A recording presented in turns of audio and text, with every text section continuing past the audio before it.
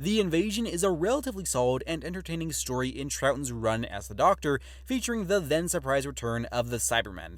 Basically, any Who fan nowadays knows going in that this is a Cyberman story. I myself did. While I wasn't entirely sure if this was going to be a hit for me, I couldn't help but get excited a little bit for it because I'd heard it talked about positively, and I was hoping that this was going to be a really enjoyable one, although I definitely wasn't as excited for it as I was for The Mind Robber. So while I didn't end up loving this episode, it wasn't altogether a disappointment and definitely possessed some qualities that made it a worthwhile watch. I'll start by saying the obvious. The Doctor is always great, Patrick Troughton never misses a beat, and as you would expect, Jamie is enjoyable in this one, especially when he's with the Doctor, which isn't nearly enough. Zoe is alright. She's not a great companion, but she is a pretty good one. It seems to me that she works about 50% of the time, and the rest she just doesn't quite click for me. She's not a bad companion. She's probably one of the better ones I've seen in Classic Who, but she definitely has some room to improve in the rest of the season. The Brigadier is back in this one. This time he is actually the Brigadier, which is great, and he's good fun. He's got a quality presence to him, which I rather enjoyed. I do like seeing him around, and although I don't love him as some people do, he's just a nice character and really takes up the screen when he's there, and it's just nice to see a familiar face around. The character himself is pretty good. I don't love him yet, but I am liking him and enjoying his presence. There is a new character in this story, Isabelle, who, well, she's a little bit useless, and I don't think that's a terribly harsh thing to say. She really doesn't do anything useful. At one point, she has this idea to take pictures of the Cybermen, because if they have proof, then they can go into the sewers of London, but that really goes nowhere and ultimately kind of wastes time.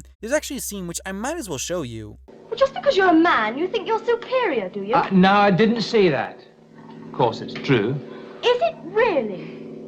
And this scene does highlight Jamie's sexism, which, I'm not happy with. I wish that wasn't a part of his character at all, but it is something that is not too surprising given the time period that he's from. So while I don't like that, and I wish it wasn't a part of his character, it is, and you just kind of have to take the whole thing, don't you? I do still like Jamie as a character. I think he's a good companion, but I do wish they hadn't included that.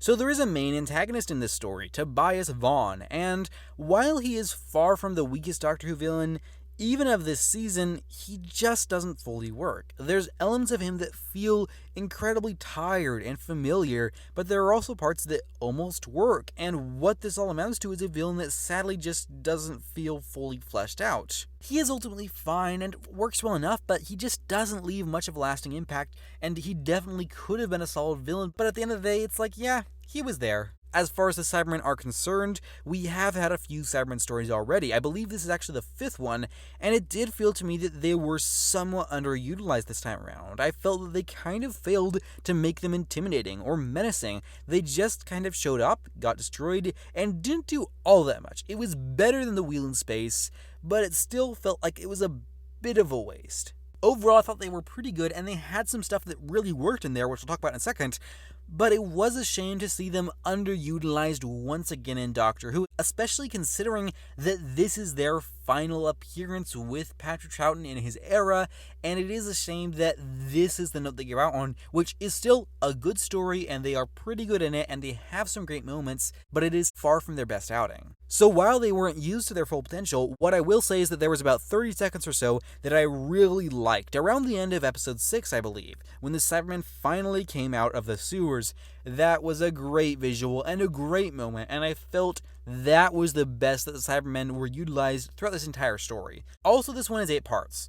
But unfortunately, it doesn't really feel like it needs to be. I can't point to any specific episode and claim that it is filler, but in general, I see parts of the story that aren't necessary and don't feel like they need to be there, just elements within it. I feel like this one definitely could have been told in 6 parts, and it would have been better for it. It does feel just a little bit too dragged out. You definitely could have condensed this one, streamlined it a little bit, removed some of these elements that do slow down the pacing a little bit, and what you could have resulted in is a story that is probably more engaging and doesn't have the Cybermen in the background as much as this one does. And while it does feel padded, it doesn't seem that it has been too excessively padded, and there is still some entertaining stuff within all of these 8 parts, but it is just spread a little bit too thin, which results in a story that's a little bit weaker than it could have been, even though on the whole, it's still a good one.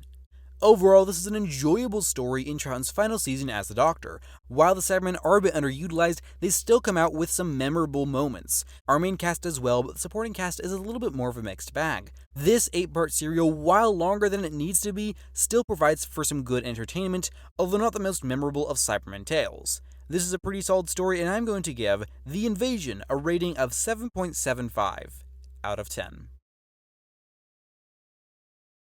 And that's going to do it for this review of The Invasion. If you have any thoughts about the story, feel free to leave them down below. I will be curious as to what people have to say about this one. I know there are some people that really like it, and a lot of people tend to not really bring this one up. So if you feel like sharing, then feel free to do so, but if not, no worries. And I hope to see you around this upcoming Sunday for a little bit of a break from the classic reviews, where I will be bringing you a Doctor Who ranking video. And if you don't join me for that, that is totally fine, so long as you know that I appreciate your time here today. And with that said, thank you very much for watching.